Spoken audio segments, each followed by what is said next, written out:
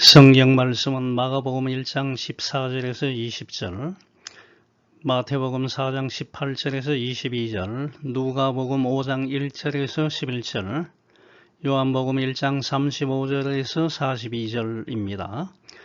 제목은 예수님의 갈릴리 사역과 네 제자를 부르심입니다.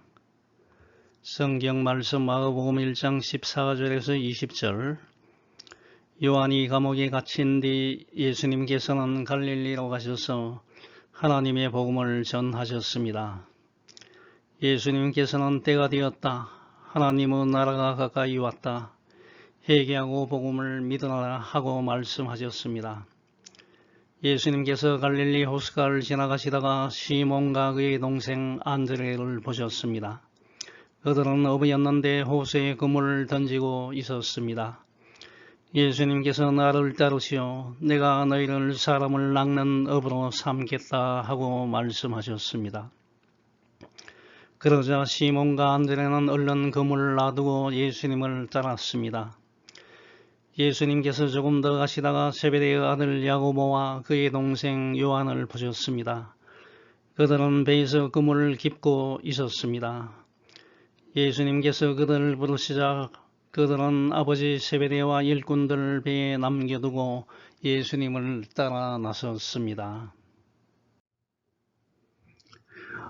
오늘 본문 말씀인 마가복음 1장 14절에서 20절은 26년경에 예수님께서 세례를 받으시고 성령에 이끌려 광야에서 40일 동안 계시면서 사탄에게 시험을 받으신 사건으로부터 약 1년 경과한 27년경에 갈릴리 지방에서 사역을 시작한 것을 기록하고 있습니다. 예수님께서 세례 요한에게 세례를 받으시고 광야에서 사탄의 시험을 물리친 사건과 갈릴리 사역을 시작한 시점과는 약 1년 정도의 시간 간격이 있습니다.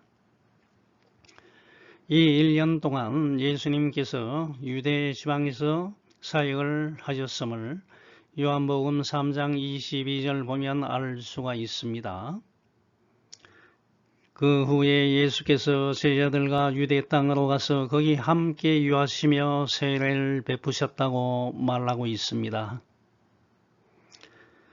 요한복음 1장에서 4장을 보면 예수님은 갈릴리 사역을 시작하시기 전에 광야에서 시험 받으신 이후에 유대 지방, 남쪽 지방이죠. 유대 지방에서 1년 동안 활동하셨으나 마가복음의 저자 마가는 이 부분을 생략하고 예수님의 갈릴리 사역을 중점적으로 작성하였습니다.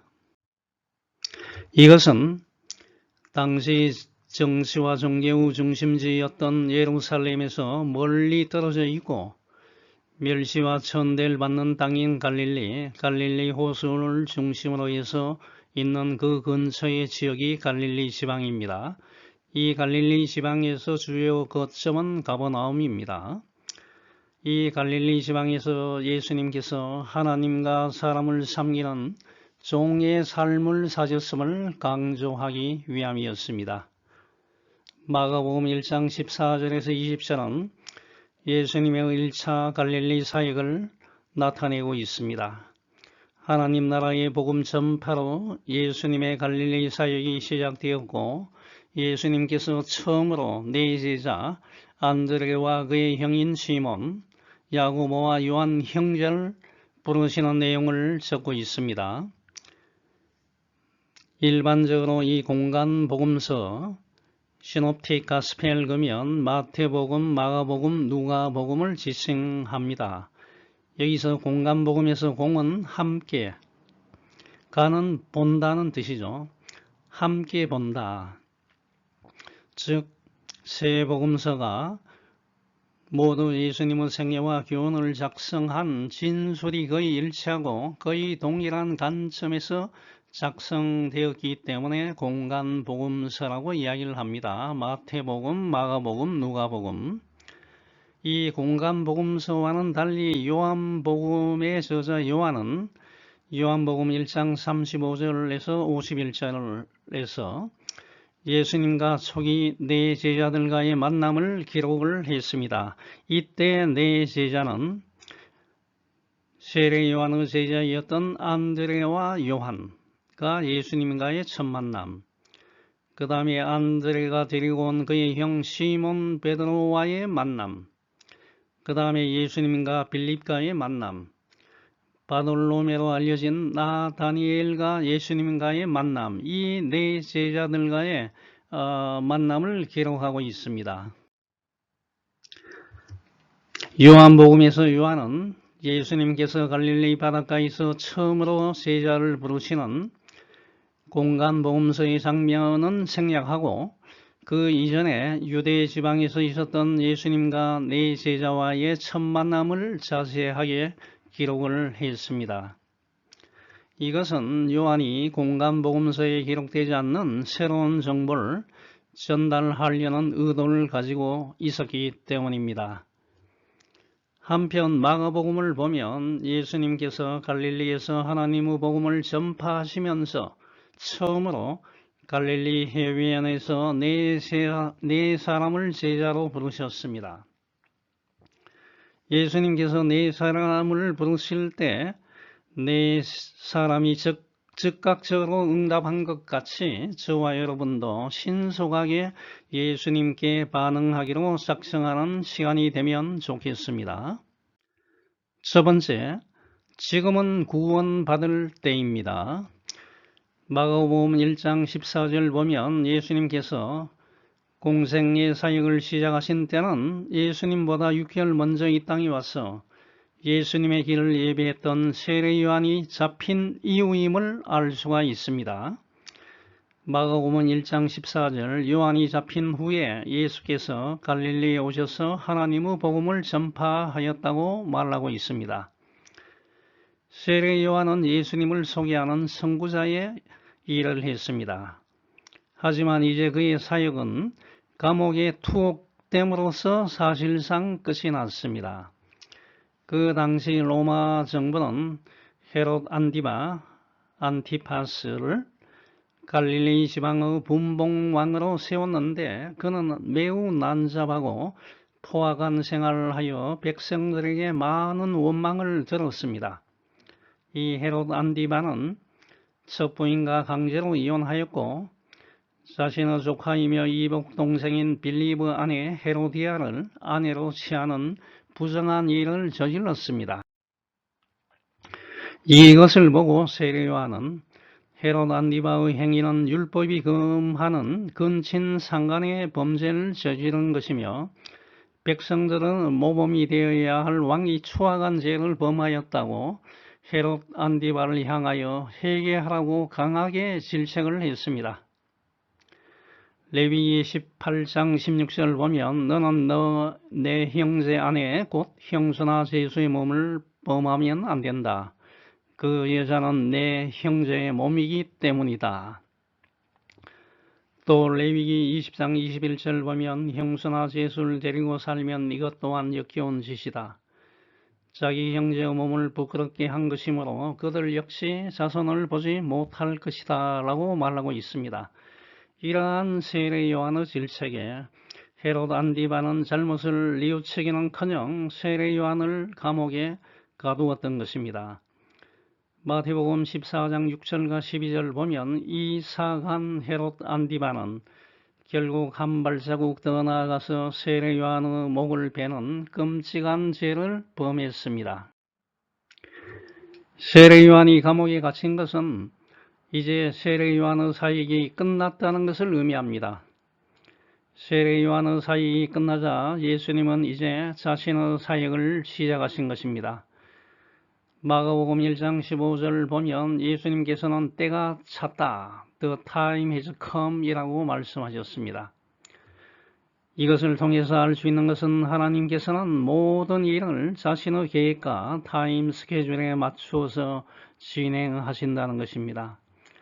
전도서 3장 1절에서 8절을 보면 세상 모든 일에는 다 정한 때와 기한이 있습니다. 날 때가 있으면 죽을 때가 있고 심을 때가 있으면 심은 것을 뽑을 때가 있고 울 때와 애가 있으면 웃을 때가 있고, 슬퍼할 때가 있으면 춤출 때가 있고, 포옹할 때가 있으면 포옹하지 않을 때가 있고, 침묵을 지킬 때가 있으면 말할 때가 있고, 사랑할 때가 있으면 미워할 때가 있고, 전쟁할 때가 있으면 평화로울 때가 있다고 말하고 있습니다.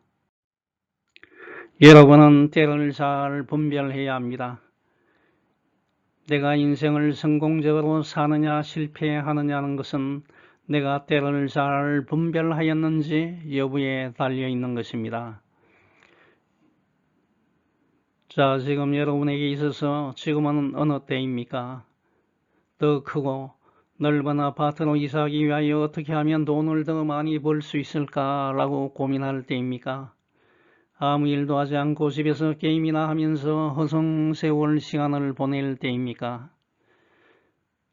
고린도후서 6장 2절 보면 지금은 은혜 받을 만한 때요 보라 지금은 구원의 날이다 라고 말하고 있습니다. 저와 여러분은 구원의 때를 절대 놓쳐서는 안 됩니다. 하지만 복음을 전파하다 보면 어떤 사람은 이렇게 말합니다.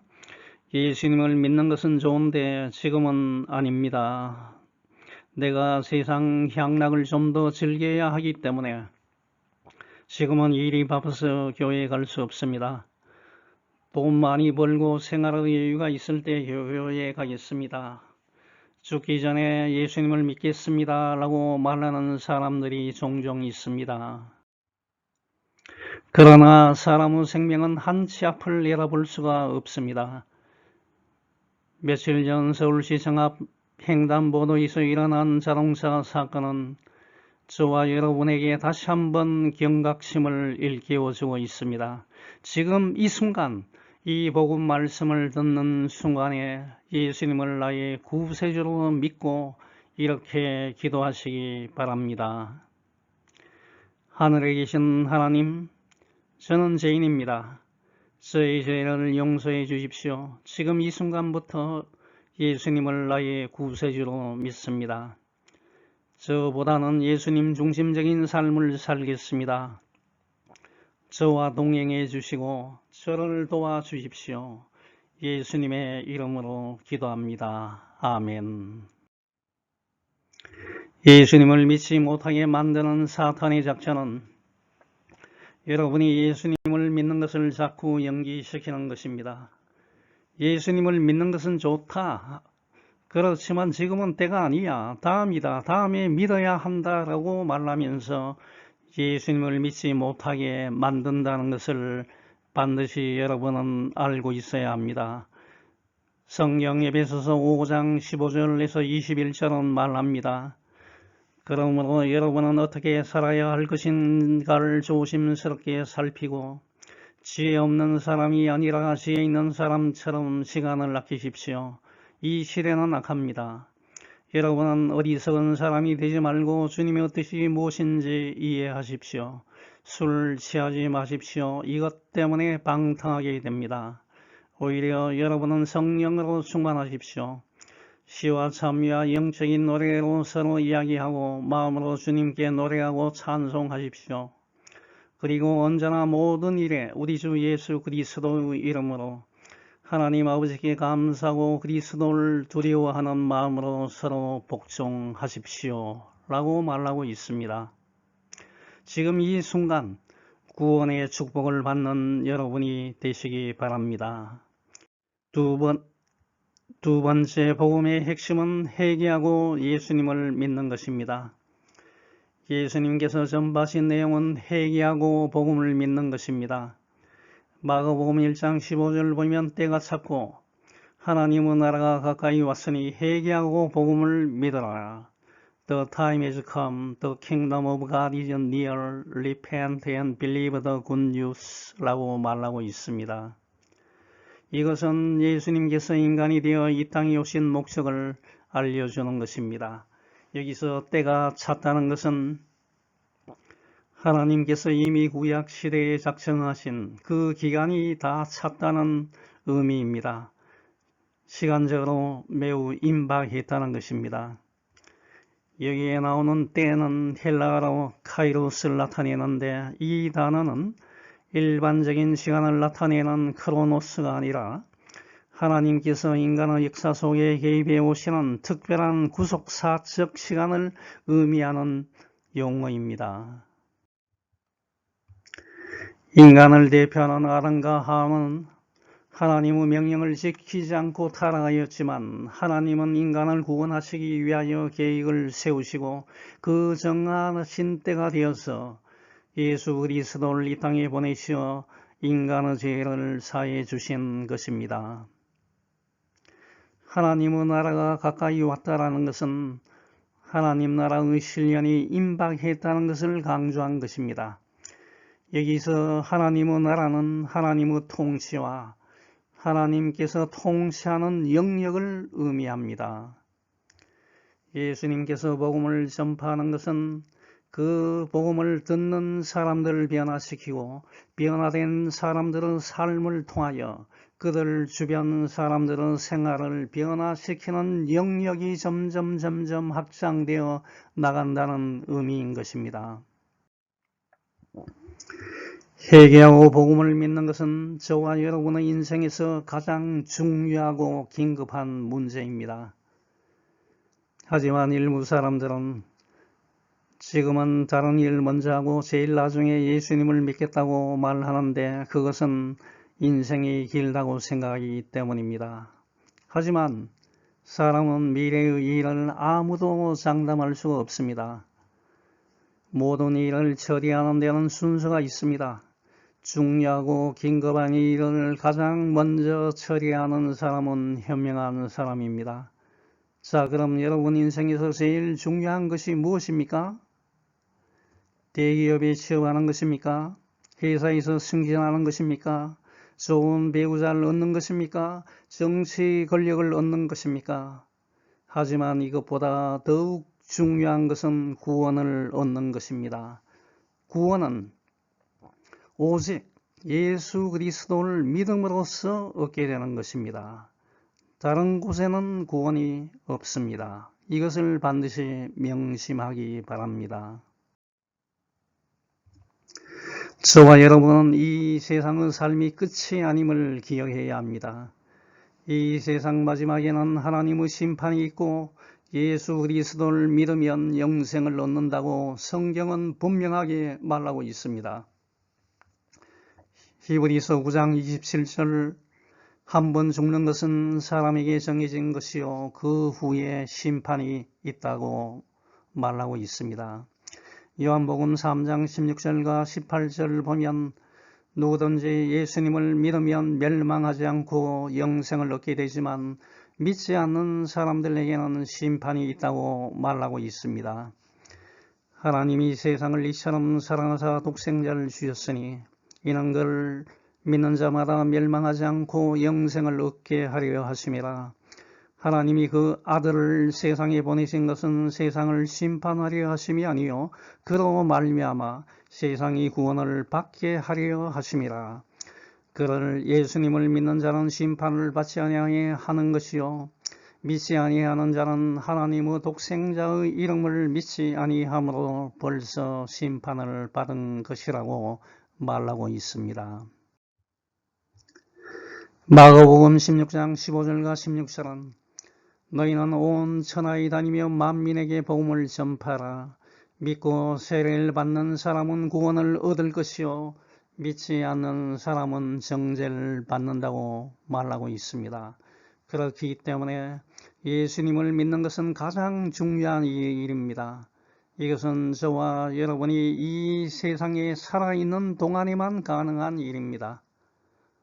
다른 사람이 내 대신에 믿어줄 수가 없는 것입니다.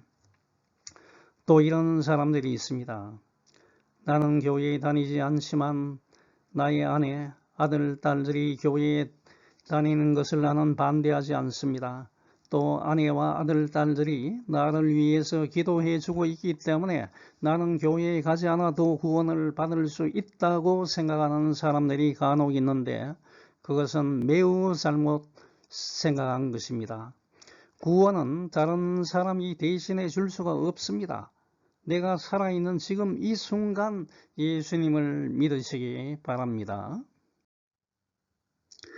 마지막 세 번째, 예수님의 부르심에 여러분은 즉각적으로 반응해야 합니다. 마가복음 1장 16절과 20절은 예수님께서 하나님 나라의 복음을 전파하기 위하여 갈릴리 바닷가로 지나가시다가 처음으로 네 사람을 제자로 부르시는 장면을 기록한 것입니다. 이 사건은 공간복음서 마태복음 4장 18절에서 22절, 마가복음 1장 16절에서 20절, 누가복음 5장 1절에서 11절에 모두 기록되어 있습니다. 네 사람을 제자로 부르신 사건이 일어난 갈릴리 바다는 길이가 약 한 20km, 폭이 10km, 수심이 50m, 해수면보다 240m 정도 낮은 호수입니다. 또 이곳에 살고 있는 어족은 약 한 200종으로 아주 풍부하기 때문에 고기잡이가 성행하던 곳이었습니다. 예수님께서 제자로 부르신 네 사람은 안드레와 시몬 베드로, 야고보와 요한이었으며 그 사람들은 모두 갈릴리 호수에서 고기를 잡던 어부들이었습니다. 마가복음 1장 16절을 보면 예수님께서 갈릴리 해변으로 지나가시다가 우연히 시몬과 그의 형제 안드레를 만나서 제자로 부르신 것처럼 보이나 요한복음 1장 35절에서 42절을 보면 안드레와 시몬은 유대 지역, 남쪽 지역에서 예수님을 만나서 대화를 나눈 적이 있고 또 누가복음 5장 1절에서 11절을 보면 갈릴리 호숫가에서 예수님께서 많은 사람들에게 하나님의 말씀을 가르치실 때에 시몬의 배에 올라타서 말씀을 선포하셨고 시몬에게 깊은 데로 가서 그물을 내려 고기를 잡게 하신 후에 그들을 부르셨다고 기록하고 있습니다. 그렇기 때문에 예수님께서 시몬과 안드레를 어느 날 갑자기 우연히 부르신 것이 아니고 몇 차례 접촉을 통하여 그들은 성량을 파악하신 다음에 제자로 부르셨음을 짐작할 수가 있습니다. 그런데 마가복음의 저자 마가는 이런 상황을 모두 생략하고 예수님께서 갈릴리 해변으로 지나가시다가 시몬과 안드레를 제자로 부르셨고 두 사람은 예수님의 명령에 순종하여 그물을 버려두고 예수님을 따라갔다라고 사실 자체만을 간단 명료하게 기록하였습니다. 한편 요한복음의 기록을 살펴보면 예수님의 첫 제자는 안드레, 앤드류였습니다. 요한으로 추정되는 인물과 함께 안드레는 원래는 세례 요한의 제자였습니다. 두루 다니시면서 복음을 전파하는 예수님을 보고 세례 요한이 말합니다. 보라, 하나님의 어린 양이로다. 이와 같이 말하는 것을 이 안드레가 듣고 즉 자신의 스승인 세례 요한을 떠나서 예수님에게로 가라는 암시를 받고서 이 안드레와 요한은 예수님을 쫓아갔던 것입니다. 안드레가 예수님과 함께 시간을 보낸 후에 그의 형 시몬에게 가서 내가 메시아를 만났다라고 말하고 자기 형 시몬을 데리고 예수님에게로 가니 예수님이 시몬을 보고 말했습니다. 내가 요한의 아들 시몬이니 장차 게바라고 이름을 계명하라고 말했습니다. 여기서 게바는 아람어입니다. 예수님 당시에 통상적으로 사용하던 언어가 아람어였습니다. 근데 이것을 헬라어로 바꾸면 피터, 베드로가 되겠습니다. 반석이란 뜻입니다. 마가복음 1장 17절 보면 예수님께서 시몬과 안드레를 제자로 부르신 목적이 적혀 있습니다. 나를 따라오라. Come follow me. 내가 너희로 사람을 낚는 어부가 되게 할 것이다. I will make you fishers of men. 예수님은 죄 많은 인간을 구원하기 위하여 시몬과 안드레를 제자로 부르셨습니다. 즉 예수님의 관심사는 인간을 구원하는 데 있음을 알 수가 있습니다. 마태복음 16장 26절 보면 예수님은 한 생명을 천하보다 더 귀하게 여기시는 분이십니다. 마태복음 16장 26절 사람이 만일 온 천하를 얻고도 제 목숨을 잃으면 무엇이 유익하리요?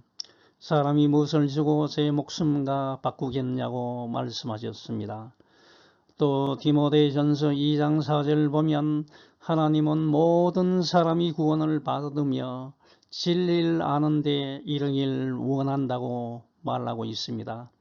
예수님은 지금도 방황하고 있는 한 생명을 구하기 위해서 저와 여러분을 제자로 부르시고 계시는 것입니다. 예수님의 부르심에 시몬과 안드레의 반응은 즉각적이었습니다. 신속했습니다. 마가복음 1장 18절 보면 곧 그물을 버려두고 따라갔습니다. 라고 말하고 있습니다. 알겠습니다. 예수님 집에 가서 짐을 정리하고 내일부터 따라가겠습니다. 라고 말하지 않았습니다. 즉시 모든 것을 포기하고 예수님을 따라갔던 것입니다. 마가복음 1장 19절과 20절 보면 예수님께서 갈릴리 호숫가에서 시몬과 안드레를 부르신 다음에 조금 더 가시다가 배에서 다음 출항을 대비해서 그물을 깁고 있던 세베대의 두 아들 야고보와 요한을 제자로 부르셨습니다. 이 두 형제의 어머니 이름은 살로메입니다. 살로메인데 그녀는 예수님에게 찾아가서 자신의 두 아들 야고보와 요한이 예수님께서 이루실 나라에서 예수님의 좌우편에 앉게 해달라고 청탁을 했습니다. 그런데 나중 기록을 보면 두 아들 중에서 야고보는 예수님의 12제자 중에서 가장 먼저 순교를 당했습니다. 또 요한은 가장 오래 살아남아서 요한복음과 요한계시록을 저술하면서 복음 전파 사역에 최선을 다했습니다. 예수님께서 야고보와 요한을 부르시자 배에서 그물을 깁던 두 사람은 배에서 함께 일하던 아버지 세베대와 품꾼들을 그냥 둔 채로 예수님을 따라갔습니다. 여기서 주목해야 할 점은 예수님이 제자로 부르실 때 시몬과 안드레는 고기를 잡기 위하여 바다에 그물을 던지고 있었습니다. 또 야고보와 요한은 출항을 위해 그물을 깁고 있었다는 점입니다. 즉 예수님의 부르심을 받을 때 네 사람은 각자 맡은 바 일에 최선을 다하고 있을 때였습니다. 빈둥빈둥 할 일 없이 있을 때 부르심을 받은 것이 아닙니다. 하나님은 자신의 일에 충성되게 일하고 있는 사람을 기뻐하시고 그 사람을 사용하신다는 것을 알 수가 있습니다. 하나님의 관심사는 어떤 사람이 어떤 종류의 일을 하고 있는지에 달려있는 것이 아닙니다. 지금 자신에게 주어진 일에 최선을 다하고 있는지에 관심이 있는 것입니다. 하나님은 자신에게 맡겨진 일에 최선을 다하고 있는 자를 찾고 있습니다. 예수님의 신실한 제자가 되기 위해서는 버려야 할 것이 있습니다. 시몬과 안드레는 고기 잡던 그물을 버려두었습니다. 야고보와 요한은 아버지와 품꾼을 버려두고 즉각적으로 예수님을 쫓았습니다. 네 사람은 자신들의 직업인 업을 완전히 포기했습니다. 또 아들로서 아버지에게 해야 할 기본적인 의무까지도 포기했던 것입니다. 사실 이것은 실로 엄청난 모험이며 쉽지 않은 결단입니다. 하지만 예수님의 제자가 되기 위해서는 장애가 되는 모든 것을 과감히 버려야 됩니다. 조금 더 망설이거나 주저해서는 안 되는 것입니다.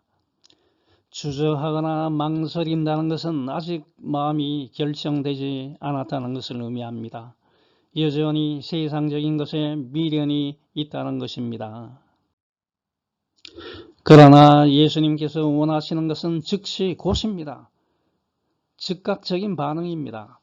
예수님께 대한 전적인 믿음이 없이는 곧 즉각적인 반응이 나오지 않습니다. 여러분은 예수님만을 온전히 믿고 예수님께서 부르실 때 예수님 네 여기 있습니다 하고 망설이지 않고 쫓아가는 여러분이 되시길 축원합니다. 아멘.